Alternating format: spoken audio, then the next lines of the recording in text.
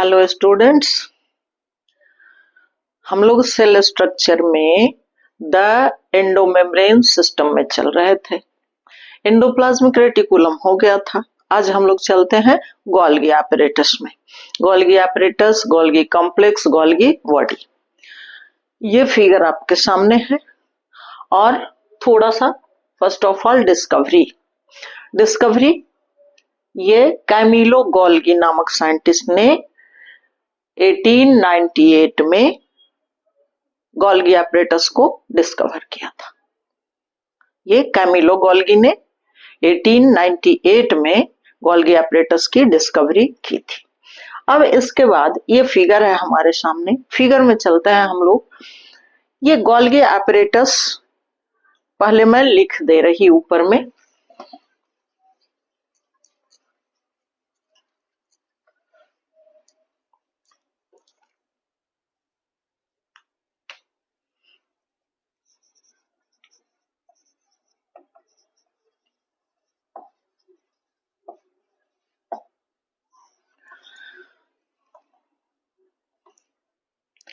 अब चलते हैं हम लोग Golgi apparatus, Golgi body, Golgi complex, जो भी कहिए उसके स्ट्रक्चर में। Golgi apparatus is made up of 4 components. Golgi apparatus 4 तरह के स्ट्रक्चर के बने हुए होते हैं, 4 कंपोनेंट्स के बने होते हैं। That are cisternae, vesicles, tubules and vacuoles. हम लोग को ईआर में भी सिस्टर्नी मिले थे, वेसिकल्स मिले थे, टूबल्स मिले थे। यहाँ पे एक एक्स्ट्रा मिल रहा है, वैक्यूल्स। तो मैं सिर्फ नाम लिख दे रही हूँ चूंकि सबको डिफाइन किया हुआ है ये पिछला वीडियो ईआर वाला में।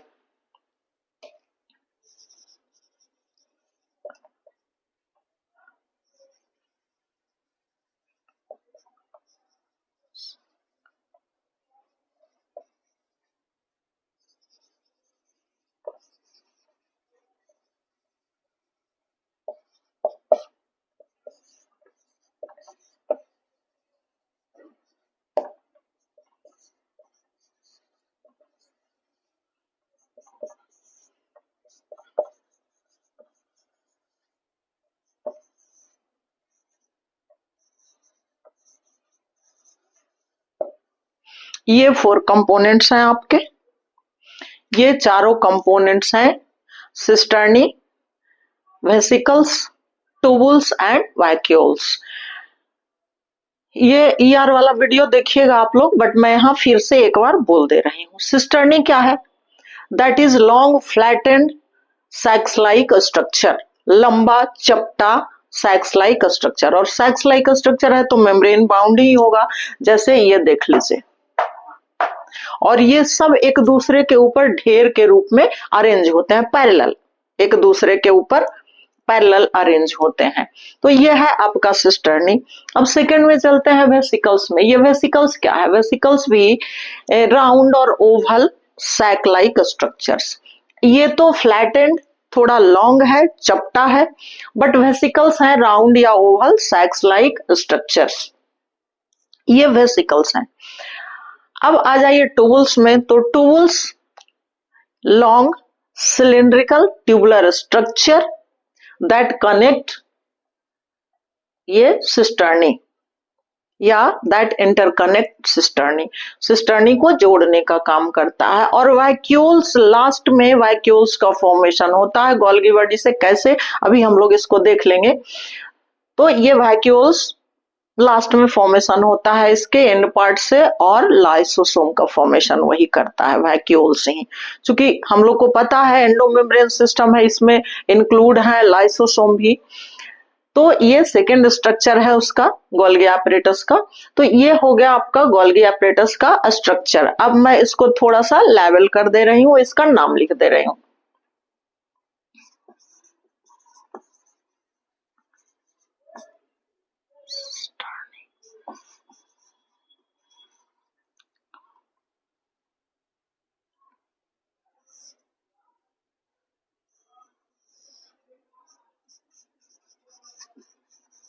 टूबल्स, और फिर यही इस तरह से लाइसोसोम का फॉर्मेशन करते हैं, वैक्यूल्स। अब ये स्ट्रक्चर हो गए आपके, इसमें दो टर्म और मैं लिख रही,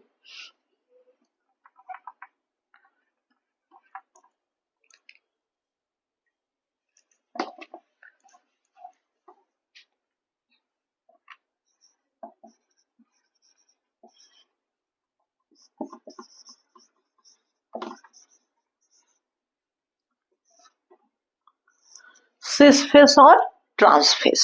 ये क्या है? हम लोगों ने स्ट्रक्चर देख लिया, इसको लेवल कर लिया। ये गोल्गी एपरेटस 4 कंपोनेंट्स के बने हैं, cisternae, vesicles, tubules and vacuoles. ये long flattened sacs like structure, round और ओवल सैक लाइक स्ट्रक्चर, ये long tubular cylindrical structure that connects, ये सिस्टर्नी को कनेक्ट करने का काम करता है, and vacuoles that forms lysosome. अब सिस फेस और ट्रांसफेस क्या है, उसमें चलने से पहले हम लोग जरा सा देख लेते हैं कि ये कहां कहां पाया जाता है गोल्गी एपरेटस। उसके बाद चलते हैं इसका ओरिजिन, कैसे, कहां से इसकी उत्पत्ति होती है, और तब हम लोग आ जाएंगे सिसफेस, ट्रांसफेस और डिटेल में वैक्यूल्स और वेसिकल्स में। तो चलिए मैं इसे मिटा रही और अब मैं चलती हूं कि इनका ऑकरेंस कहां कहां ये पाए जाते हैं, किस किस सेल में पाए जाते हैं और किस में नहीं।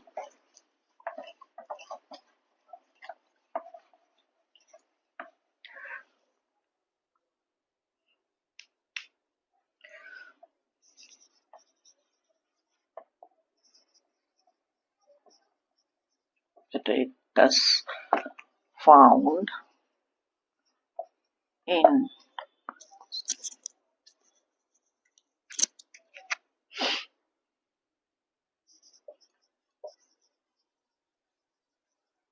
eukaryotic cells, both plant and animal cells।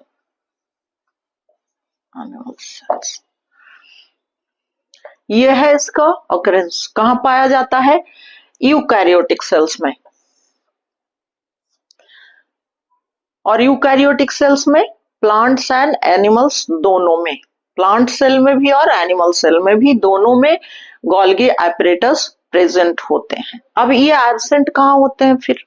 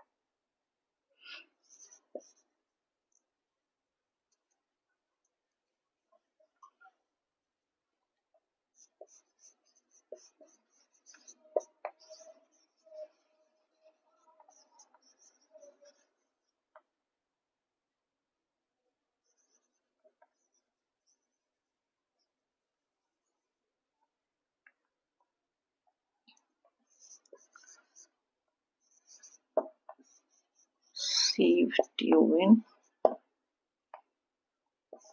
fluid।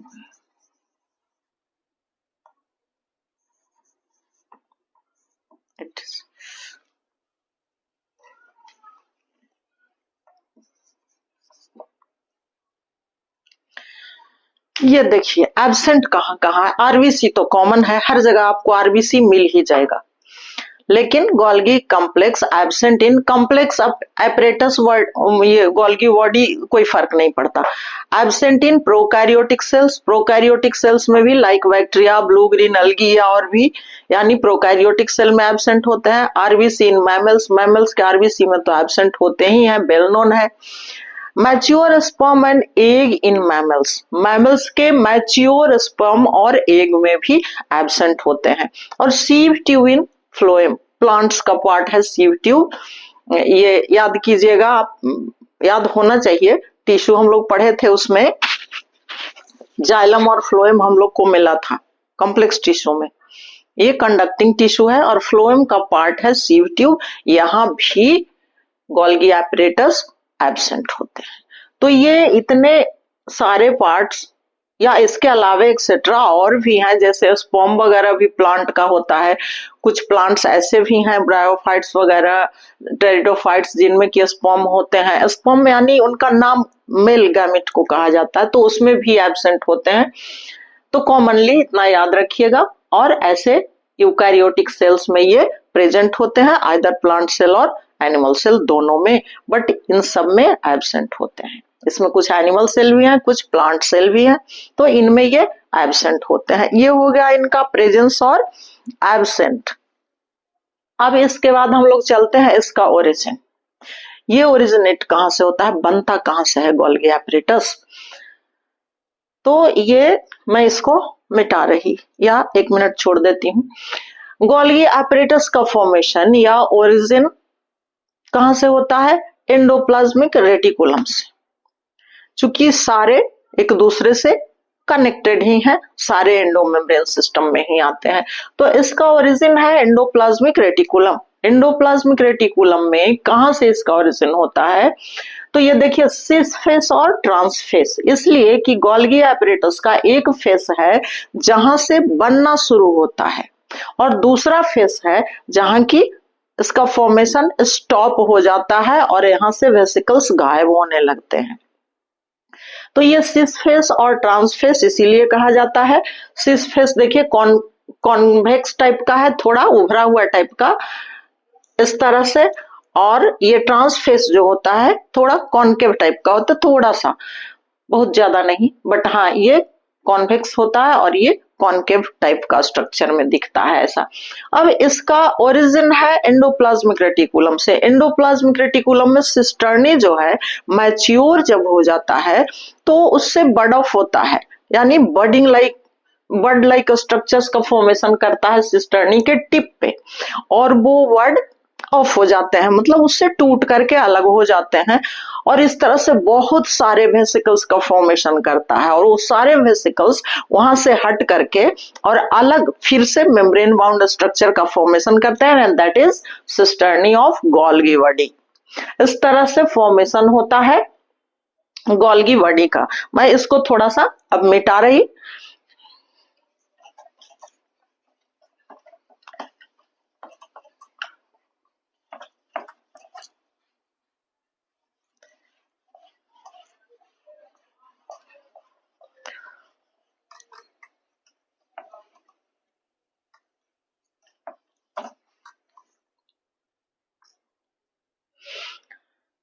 अब चलिए ओरिजिन, अच्छा origin of Golgi body. Origin of Golgi body, Golgi body कहां से ओरिजिनेट होता है, पहले मैं लिख रही फिर समझाती हूँ।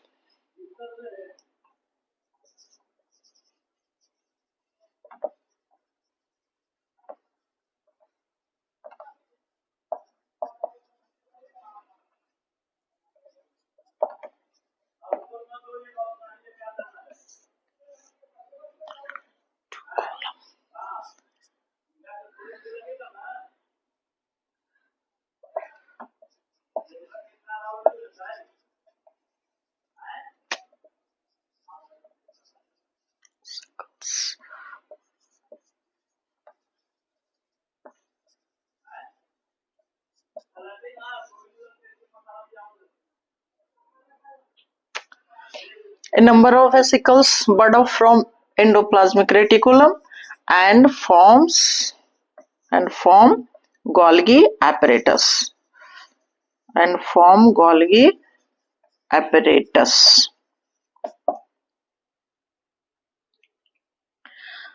अब देखिए, कहता है ओरिजिन ऑफ गोल्गी बॉडी या गोल्गी apparatus या जो भी ये ओ है,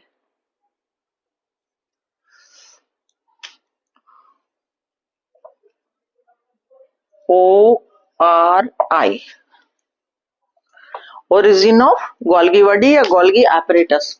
Golgi body originate from ER, endoplasmic reticulum से ही इसका ओरिजिन है, वहीं से बर्ड ऑफ होकर के कहता है नंबर ऑफ वेसिकल्स या ए बंच ऑफ वेसिकल्स या ए ग्रुप ऑफ वेसिकल्स, कुछ भी कह सकते हैं, bird of from ER, endoplasmic reticulum से जब एंडोप्लाज्मिक रेटिकुलम का सिस्टर्नी मैच्योर होने लगता है तो ये दोनों तरफ बहुत सारे बर्ड का फॉर्मेशन करता है और वो बर्ड ऑफ यानी उससे टूट के अलग हो जाते हैं और वो फिर फॉर्म करता है गोल्गी एपरेटस को, और एंडोप्लाज्मिक रेटिकुलम से निकल करके वेसिकल्स आते रहते हैं और आपस में जुड़ करके सारे और इस तरह से सिस्टर्नी का फॉर्मेशन करते रहते हैं.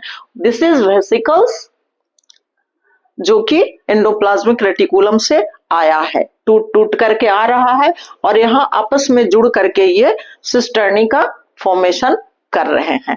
तो इस तरह से सिस्टर्नी ये गोल्गी बॉडी का गोल्गी apparatus का फॉर्मेशन एंडोप्लाज्मिक रेटिकुलम से होता है.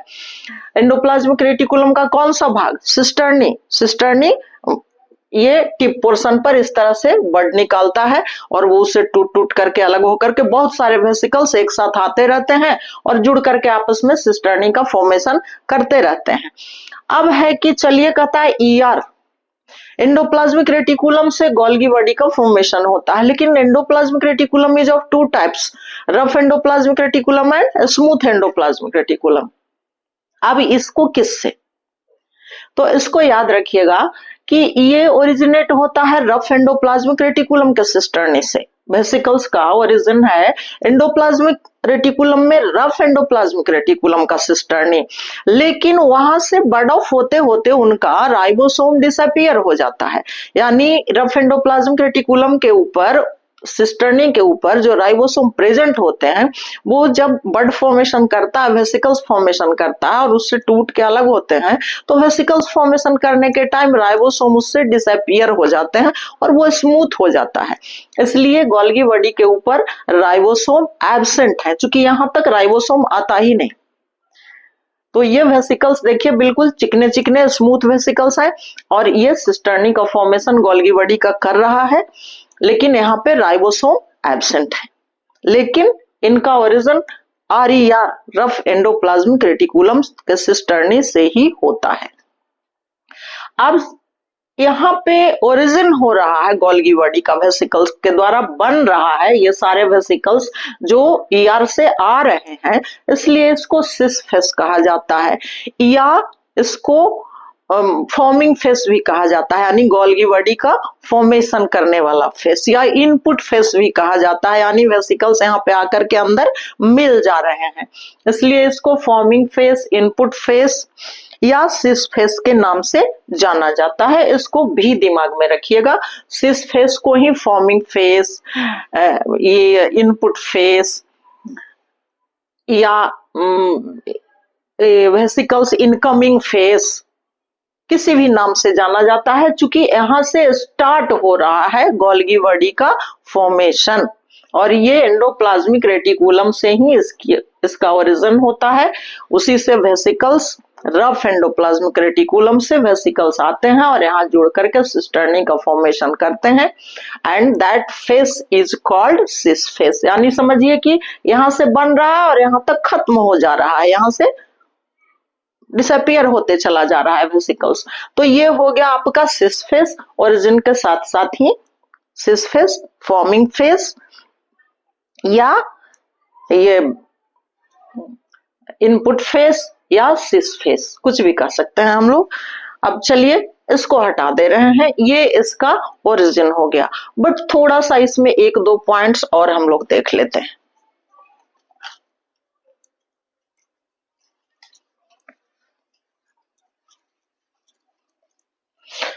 जैसे देखिए, एक बात याद रखिएगा कि सिस फेस है, चलिए ठीक है, यानी फॉर्मिंग फेस है, इनपुट फेस है, यहाँ पे बन रहा है, या वेसिकल्स इनकमिंग फेस है, यहाँ पे वेसिकल्स आ रहे हैं ईआर से, रफ एंडोप्लाज्मिक रेटिकुलम से, बट वेसिकल्स वहां बनते बनते राइबोसोम डिसअपियर हो जाते हैं, गायब हो जाते हैं, इसलिए स्मूथ है, यहाँ पे कोई राइबोसोम प्रेजेंट नहीं है।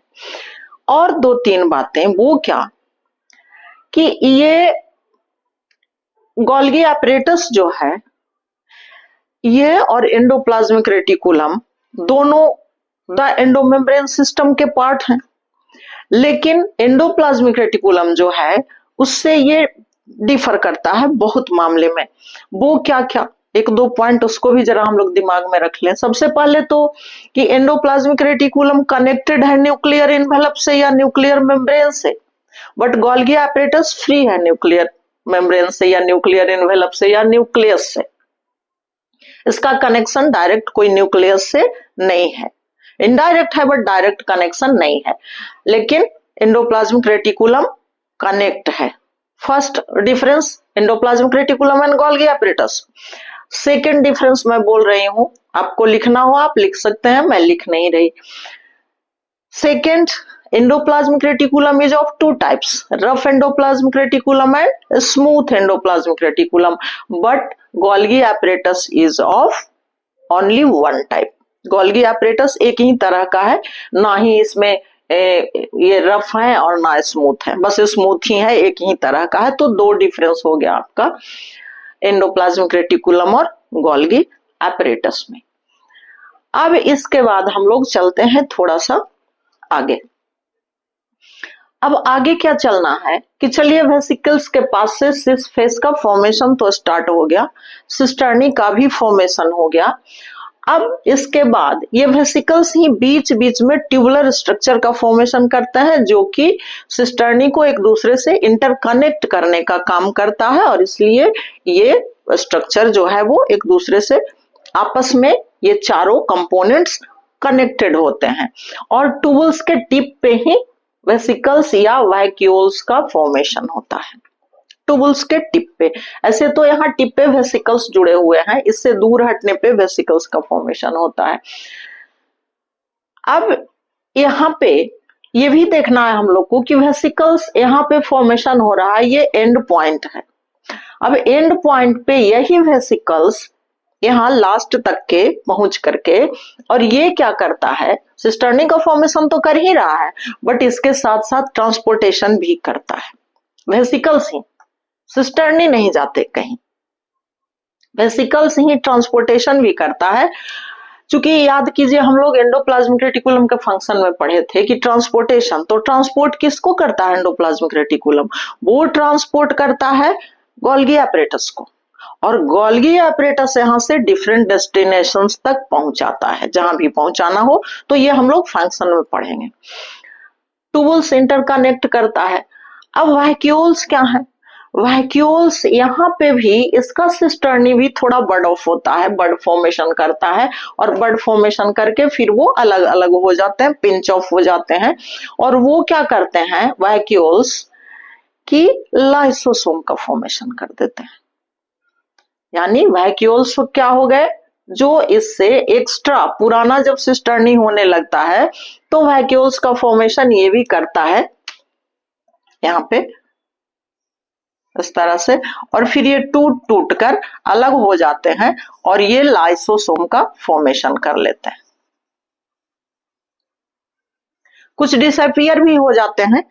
तो ये एक डिफरेंस भी थोड़ा सा याद रखिएगा कि एंडोप्लाज्मिक रेटिकुलम का सिस्टर्नी जो है वो बड फॉर्मेशन कर रहा है एंड वेसिकल्स का फॉर्मेशन कर रहा है, जो कि ट्रांसपोर्टेशन का काम करता है, गोल्गी बॉडी तक लेकर के आता है। ये सिस्टर्नी का फॉर्मेशन कर रहा है, ऐसा नहीं है कि ये सिर्फ आया सिस्टर्नी बना दिया, नहीं, कुछ लेके आया है ट्रांसपोर्टेशन के लिए, प्रोटीन्स, लिपिड्स, इन सबको, और यहाँ से फॉर्मेशन करते करते ये लास्ट स्टेज इसके ट्रांसफेज से बाहर निकल जाता है ट्रांसपोर्ट करने के लिए। फंक्शन में थोड़ा सा और बताएंगे, बट यहाँ पे सिर्फ फोर्थ कंपोनेंट वैक्यूल्स को जान लीजिए कि यहाँ से इसमें भी सिस्टर्नी से बर्ड ऑफ होते हैं। जब सिस्टर्नी पुराना पड़ने लगता है तो उसके पुराने पार्ट्स जो हैं वो टूट टूट करके अलग होते हैं और वैक्यूल्स का फॉर्मेशन करते हैं और वो फिर लाइसोसोम का फॉर्मेशन करता है। नेक्स्ट क्लास में डिटेल चलेंगे हम लोग लाइसोसोम में। तो ये चारों स्ट्रक्चर आपका कंप्लीट हो गया यहाँ पे।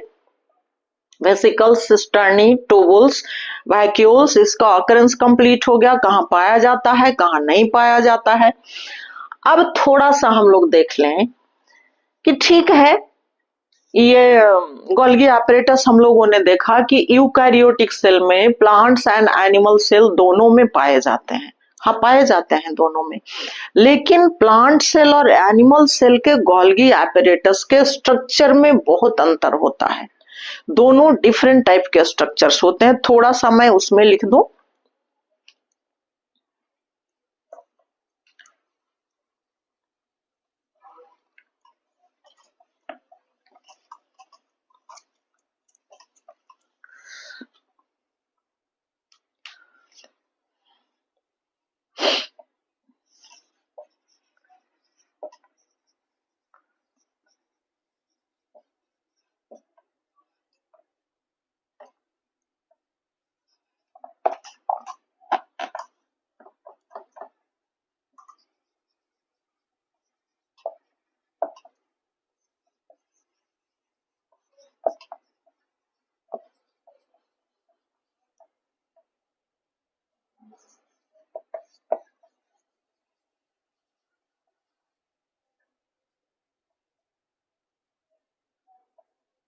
Dictyosome,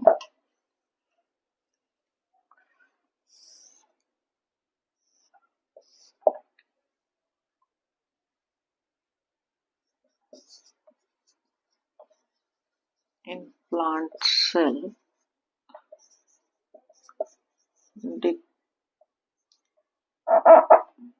dictyosomes are freely suspended in cytoplasm.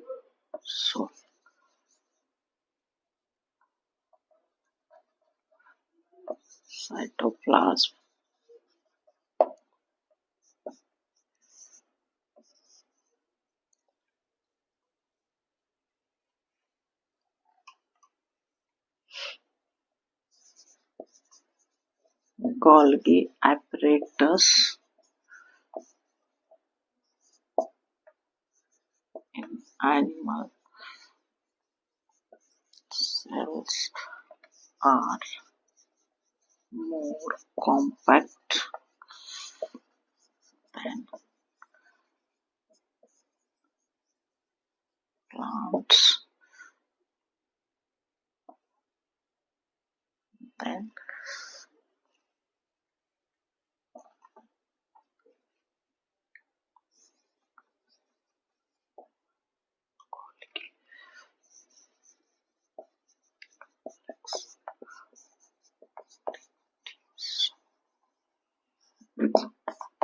of plants.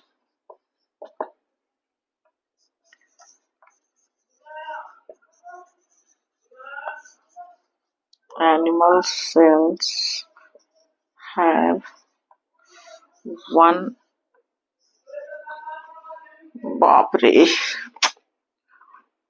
one Golgi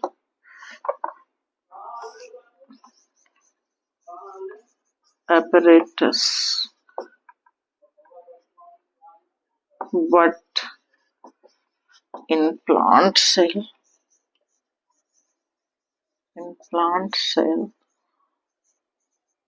the number of dictyosomes are present. अब इसको जरा सा देख लीजिए ये क्या कहता है। Golgi apparatus found in plants are in plant cells, not only plants. in plant cells are called डिक्टियोसोम्स। डिक्टियोसोम्स, ये प्लांट सेल में जो गोल्गी एपरेटस होते हैं उसे डिक्टियोसोम के नाम से जानते हैं। ये टर्म दिमाग में रखिएगा, कहीं मिला होगा या मिलेगा। What is dictyosome? Dictyosome is also Golgi body, but that is found in plant cell. Plant cell में जो गोल्गी एपरेटस पाए जाते हैं उसे डिक्टियोसोम के नाम से जानते हैं। दूसरी बात, दूसरा पॉइंट कि प्लांट सेल में डिक्टियोसोम्स जो होते हैं उसका कोई लेना देना न्यूक्लियस से नहीं होता। ये बिल्कुल फ्रीली सस्पेंडेड इन साइटोप्लाज्म, ये साइटोप्लाज्म में फ्रीली सस्पेंडेड होता है और ये काफी संख्या में होता है। बट एनिमल सेल में सिर्फ एक ही गोल्गी एपरेटस होते हैं, एक सेल में एक ही गोल्गी एपरेटस होते हैं, लेकिन प्लांट सेल में बहुत ज्यादा है। नंबर ऑफ गोल्गी एपरेटस और dictyosomes are present in plant cells, but animal cells have only one Golgi apparatus. और दूसरी बात कि Golgi apparatus in animal cells are more compact than Golgi apparatus और dictyosome of plant cell. Plant cell में जो dictyosome या Golgi apparatus होते हैं उससे एनिमल सेल वाले गोल्गी एपरेटस ज्यादा कॉम्पैक्ट, थोड़ा इनका स्ट्रक्चर उससे कॉम्पैक्ट होता है। तो ये हो गया आपका एनिमल सेल का गोल्गी एपरेटस, इसको डिक्टियोसोम के नाम से पुकारते हैं। और ये दो तीन डिफरेंस हैं जो Golgi apparatus in animal cell and Golgi apparatus in plant cell में, आपका ये डिफरेंस भी हो जाएगा, इसको याद रखिएगा। और फंक्शन तो साथ में ही लिखवाएंगे, बट वहां पे मैं ब्रैकेट में डाल दूंगी कि प्लांट सेल का मेन डिफरेंस, ये सॉरी मेन फंक्शन क्या क्या है। तो ये हो गए आपके, देख लीजिए एक बार, ये हो गया आपका गोल्गी एपरेटस का प्लांट सेल और एनिमल सेल का डिफरेंस। अब इसको मैं मिटा रही, अब हम लोग चलते हैं फंक्शन में।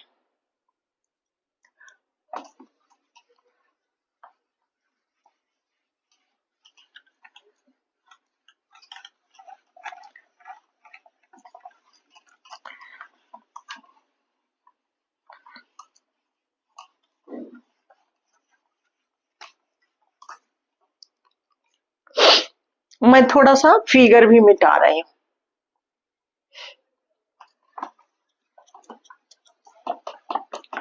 अब हम लोग को सिर्फ फंक्शन में चलना है, इसका फंक्शन क्या क्या है।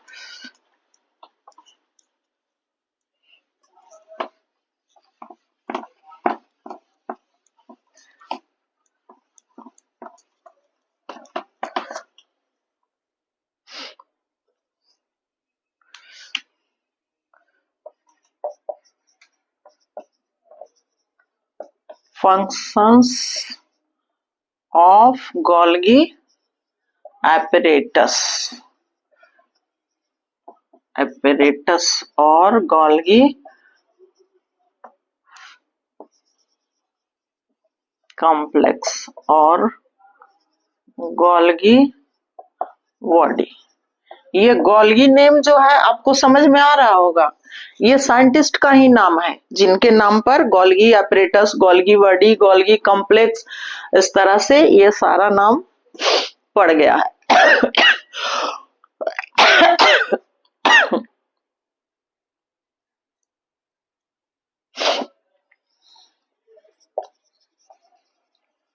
Processing of materials,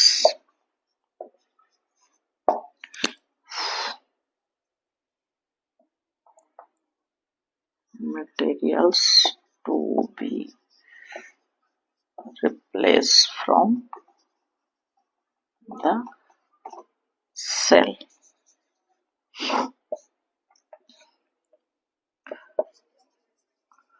modifies and sorts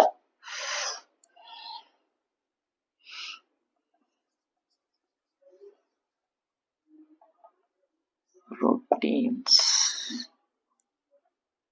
and are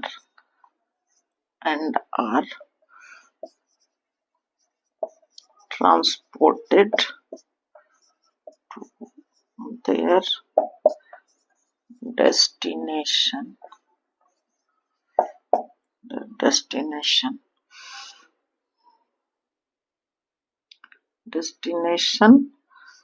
within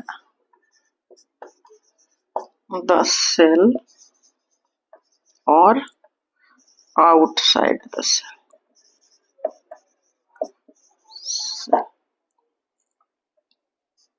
दूसरा फंक्शन हो जाएगा इसका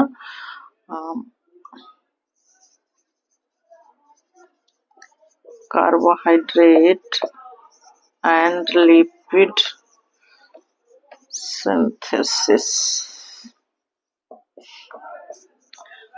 आज सब यहीं पे आके झगड़ा कर लो। देखिए फंक्शन में पहला फंक्शन मैं लिखी हूं, processing of materials to be replace from the cell.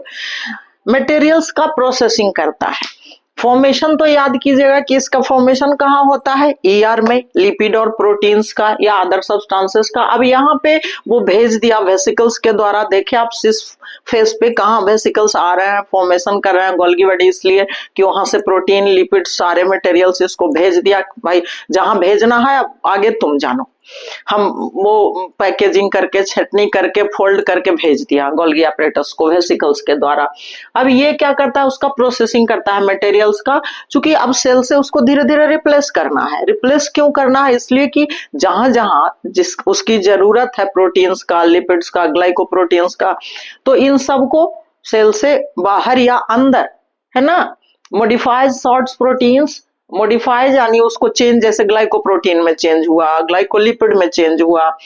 याद कीजिए ग्लाइकोसाइलेशन, पोस्ट ट्रांसलेशनल एक्टिविटीज या सिंथेसिस, तो उन सब में ये टी है, रिप्लेस फ्रॉम द मॉडिफाइज। ये थोड़ा सा जैसे टी नहीं कट पाया, और पिछले वीडियो में मैं ये कैल्शियम आयन 2+, तो प्रोटीन 2 ज्यादा हो जाता है, ये सॉरी प्रोटॉन 2 ज्यादा हो जाता है और इलेक्ट्रॉन 2 निकल जाता है। उसके जगह पे स्लिप ऑफ टंग में न्यूट्रॉन बोल दी हूँ, उसको करेक्ट करके पढ़िएगा। प्लस जहां 2 हो गया इसका मतलब 2 इलेक्ट्रॉन कम है, और -2 हो गया तो 2 प्रोटॉन कम है। केमिस्ट्री में ऑलरेडी आप लोग पढ़ रहे होंगे, इसलिए अगर ऐसा कहीं रह जाए तो समझ लीजिएगा स्लिप ऑफ टंग या स्लिप ऑफ पेन, वैसा कुछ हो गया छोटा मोटा। तो ये प्रोटीन है, तो इन सबको छांट करके और फिर उसको ट्रांसपोर्ट कर देता है जहां उसका डेस्टिनेशन, जहां नियत जगह, जहां उसको जाना है। लेकिन उसमें कहता है कि विद इन द सेल और आउटसाइड द सेल, सेल के अंदर या सेल के बाहर भी। सेल के अंदर, या फिर इसको हम ऐसा भी लिख सकते हैं कि इंट्रासेलुलर और एक्स्ट्रा सेलुलर डेस्टिनेशन, यानी सेल के अंदर या सेल के बाहर भेज सकते हैं। अब इसमें थोड़ा सा बुक वगैरह में एग्जाम्पल होगा दिए हुए, जैसे सेल के अंदर में कहाँ भेजेगा, तो एंडोप्लाज्मिक रेटिकुलम के मेम्ब्रेन को दे सकता है, प्लाज्मा मेम्ब्रेन को दे सकता है, लाइसोसोम को दे सकता है। और सेल से बाहर जैसे बहुत सारे एंजाइम्स हैं जो ये उनके प्रिकर्सर के फॉर्म में, जैसे एक्टिव फॉर्म में जो एंजाइम्स नहीं है, जैसे एंजाइम्स को ऐसे समझिए कि एक्टिव फॉर्म में क्यों नहीं है, इंसान ही कोई पैदा होता है, कोई दूसरे एनिमल्स ही पैदा होते हैं, या प्लांट ही जर्मिनेट करके छोटे प्लांटलेट्स का फॉर्मेशन करता है, तो वो क्या रहते हैं, इनएक्टिव स्टेज में रहते हैं। जब मैच्योर होता है तो वो एक्टिव स्टेज में आता है। उसी तरह से एंजाइम्स भी, जो कि स्टार्टिंग में प्रिकर्सर होता है यानी प्री मैच्योर होता है, इनएक्टिव होता है, तो वहां भी भेजता है। जैसे एग्जाम्पल में जाइमोजेन मैं इसलिए लिखना कोई जरूरी नहीं, बट आपके बुक में दिया हुआ है तो घबराने की जरूरत नहीं है। ये प्री एंजाइम ही है लेकिन इनएक्टिव स्टेट में है। तो यहाँ पे जब ये केमिकल्स को भेजता है, प्रोटीन लिपिड्स वगैरह को वहां भेजता है, तो खास केमिकल्स की आवश्यकता होती है इनको, तब जाके ये एक्टिव एंजाइम्स के फॉर्म में आते हैं। इसलिए ये सेल से बाहर इनके लिए भेजना पड़ता है। तो ऐसे बहुत सारे डेस्टिनेशन है जहां सेल से बाहर भी भेजा जाता है और सेल के अंदर भी मेम्ब्रेन को जरूरत होती है प्रोटीन्स लिपिड्स इन सब का, तो वो भेजने का काम गोल्गी एपरेटस करता है, एंडोप्लाज्मिक रेटिकुलम बना देता है, बना के इसके पास भेज दिया, ट्रांसपोर्ट वो भी किया, लेकिन वो गोल्गी एपरेटस के पास भेज दिया। अब गोल्गी एपरेटस इसको डिफरेंट डेस्टिनेशन के पास भेजेगा कि कहाँ कहाँ इसको सेल के अंदर जाना है या सेल के बाहर भेजना है। तो सेल के अंदर में सेल के अंदर वाले स्ट्रक्चर हो जाएंगे आपको, मेम्ब्रेनस स्ट्रक्चर जितने भी होंगे, लाइसोसोम में भी वो तो इसी से फिर बनता ही है आगे। तो इसलिए विद इन और आउटसाइड या इंट्रासेलुलर और एक्स्ट्रा सेलुलर भी हम लिख सकते हैं। एक्स्ट्रा सेलुलर में एग्जांपल में आपका जाइमोजेन है। इसके बाद आ जाइए carbohydrate and lipid synthesis. Carbohydrate और लिपिड का भी सिंथेसिस करता है। इन दोनों का सिंथेसिस याद रखिए। फिर से मैं एक बार वही बोलना चाहूंगी कि सिंथेसिस में हम लोग देखे थे कि ट्रांसलेशन, प्रोटीन सिंथेसिस हो गया, और पोस्ट ट्रांसलेशनल सिंथेसिस, ट्रांसलेशन होने के बाद क्या क्या सिंथेसिस करता है। तो इसमें जैसे ग्लाइकोप्रोटीन या ग्लाइकोलिपिड का सिंथेसिस किया, ग्लाइकोप्रोटीन है ना, ये पोस्ट ट्रांसलेशनल। प्रोटीन सिंथेसिस के बाद, कार्बोहाइड्रेट सिंथेसिस के बाद फिर मिल करके ग्लाइकोप्रोटीन का सिंथेसिस किया, ग्लाइकोलिपिड का सिंथेसिस किया। तो इन सब का सिंथेसिस फिर करता है और फिर इनकी जहां रिक्वायरमेंट है वहां भेजता है। इनकी कहाँ रिक्वायरमेंट है, जैसे सेल वॉल फॉर्मेशन है तो वहां भी ग्लाइकोप्रोटीन की आवश्यकता है, ग्लाइकोलिपिड की आवश्यकता है, अलग से प्रोटीन की भी आवश्यकता है, अलग से लिपिड की भी आवश्यकता है। तो हम थर्ड में लिख सकते हैं कि ये गोल्गी एपरेटस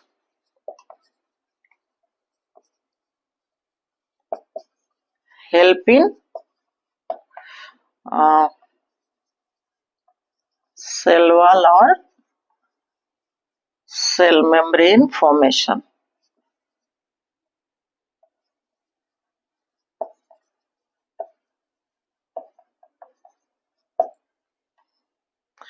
और एक चीज और देखिए, सेल वॉल फॉर्मेशन या सेल मेम्ब्रेन फॉर्मेशन, ये भी गोल्गी एपरेटस हेल्प कर सकता है। अब इसमें थोड़ा सा देखना है हमको कि सेल वॉल और सेल मेम्ब्रेन का फॉर्मेशन कब होता है, जब सेल डिवीजन होता है, ड्यूरिंग सेल डिवीजन, है ना। जैसे सेल डिवीजन, सेल है, अगर सेल एग्जिस्ट करता है तो ऑलरेडी सेल वॉल या सेल मेम्ब्रेन बने हुए हैं उसके, लेकिन फिर भी ये फॉर्मेशन तब कब करेगा, जब सेल डिवीजन होगा। सेल डिवीजन होगा, एक सेल में अगर दो न्यूक्लियस फॉर्मेशन कर लिया है तो ये सेल को डिवाइड होना पड़ेगा। तो डिवाइड होने के लिए कोई कोई बीच में सेल प्लेट का फॉर्मेशन कर लेता है, तो हाँ ये हेल्प करता है गोल्गी बॉडी, प्रोटीन, लिपिड्स वगैरह, कार्बोहाइड्रेट्स को भेजता है। या फिर सेल मेम्ब्रेन का फॉर्मेशन हुआ, बीच से श्रिंक करके अगर ये अलग अलग सेल का फॉर्मेशन कर रहे हैं तो फिर यहाँ पे भी आवश्यकता है। तो इस तरह से ये हेल्प करता है सेल वॉल या सेल मेम्ब्रेन के फॉर्मेशन में। कब, सेल डिवीजन के दरमियान, जब सेल डिवीजन होते हैं तब।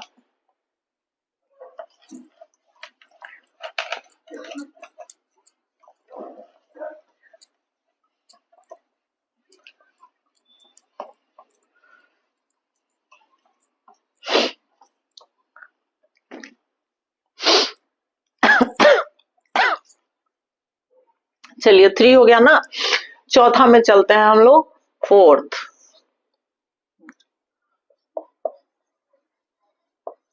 Transformation of membrane. 5 में चलते हैं, recycling of membrane, recycling of membrane. And एक और लिख लेते हैं,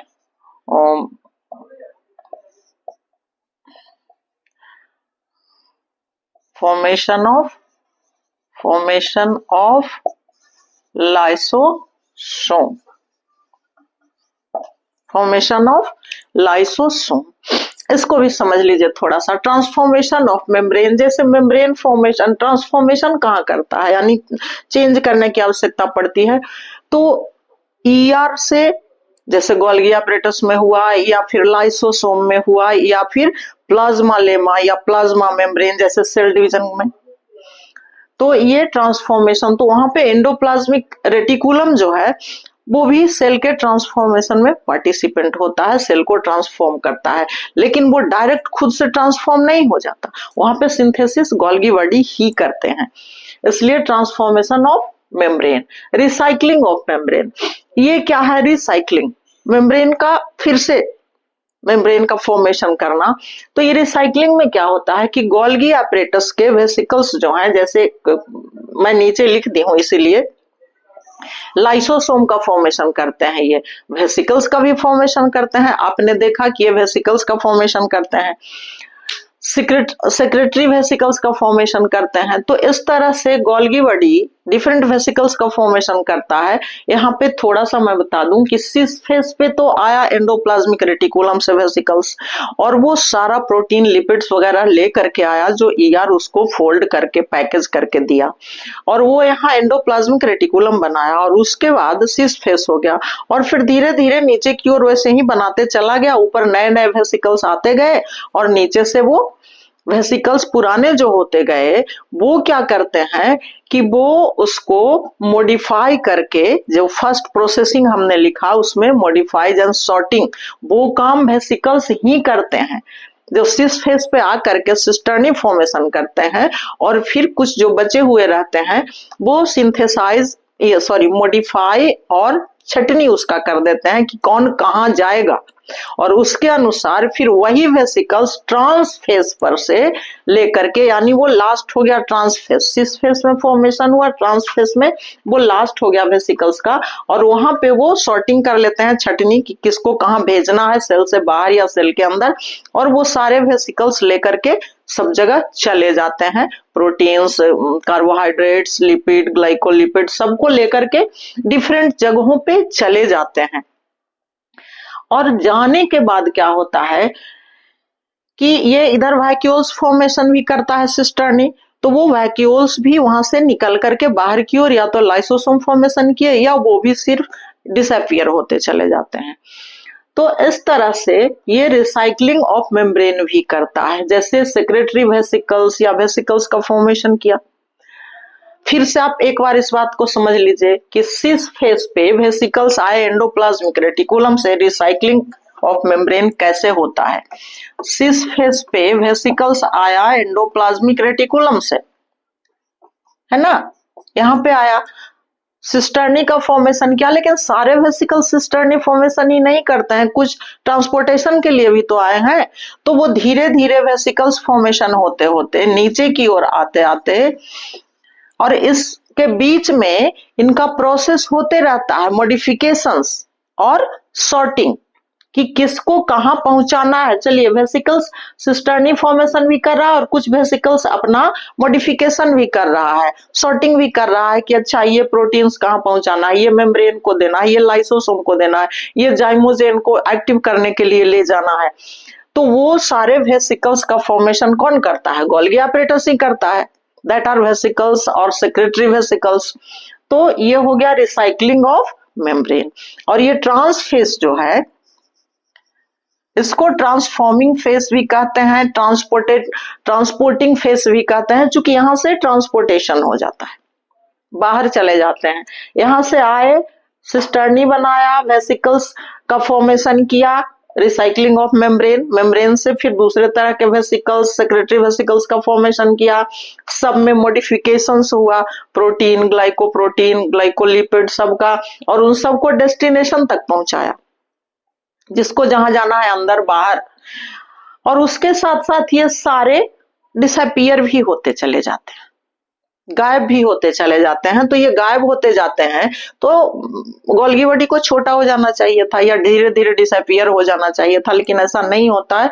इस पॉइंट पे लास्ट में आएंगे, बट मैं यहाँ सिर्फ बता रही थी कि रिसाइकलिंग होता है इस तरह से, वेसिकल्स और सेक्रेटरी वेसिकल्स का फॉर्मेशन करते हैं, तो मेम्ब्रेन का रिसाइकल हो जाता है फिर से। जैसे ऐसा मान लीजिए कि आपके घर में कोई ऐसा कपड़ा पड़ा है, कोई सामान है उसका, अब आप उसको पहनना नहीं चाहते, तो उसको फिर से, या चाहते हैं कि नहीं इसका कुछ दूसरा ऐसा पहनने लायक अच्छा सामान मैं बना लूं, तो उसको फिर से काट छाट करके, बड़ा छोटा करके दूसरे फॉर्म में ला सकते हैं, दैट इज रिसाइकलिंग। तो रिसाइकलिंग, या ये आप लोग पढ़े हैं इसमें बायोडिग्रेडेबल है, नॉन बायोडिग्रेडेबल में भी रिसाइकलिंग। तो यहाँ भी मेम्ब्रेन का रिसाइकलिंग होता है और इसमें क्या करता है, फॉर्मेशन ऑफ वेसिकल्स और secretary vesicles, formation of vesicles and secretary vesicles that contain cellular secretion। Lysosome formation में थोड़ा सा हटा दे रही, that contains cellular secretions। और ये वेसिकल सब बनाता है छोटे छोटे वेसिकल्स या सेक्रेटरी वेसिकल्स। तो उसमें क्या रहते हैं, सेल के द्वारा जो भी सिक्रीट होता है, अब सेल में एंडोप्लाज्मिक रेटिकुलम सिक्रीट करे या यहाँ पे गोल्गी एपरेटस ही सिक्रीट करेगा, तो वो सारे उसमें प्रेजेंट होते हैं। अब ये सिक्रीट क्या क्या करता है गोल्गी एपरेटस, इसको भी जरा हम लोग देख लें। जैसे एग्जाम्पल में हो जाएगा आपका क्या क्या सिक्रीट करता है जो कि इन वेसिकल्स में मौजूद होते हैं।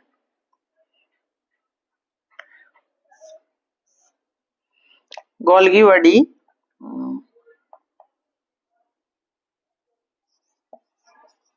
सिंथेसाइज, ये सिंथेसाइज करता है एंजाइम्स, प्रोटीन्स या सिक्रीट कहिए, सेल्यूलोज,